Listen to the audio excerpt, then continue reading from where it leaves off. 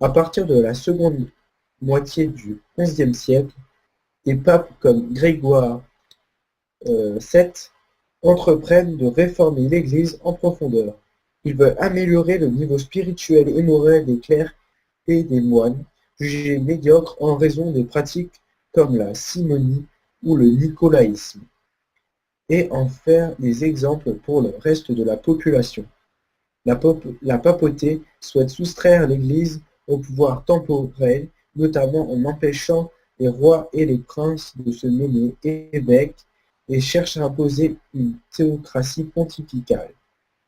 La réforme grégorienne a de nombreux impacts sur l'Église et ses relations avec les laïcs. D'autre part, elle entraîne des tensions avec les rois et les princes hostiles à la théocratie. D'autre part, elle transforme l'Église en une véritable monarchie et y insuffle un esprit de pureté dont l'une des expressions est l'apparition d'ordres monastiques réformés comme les six.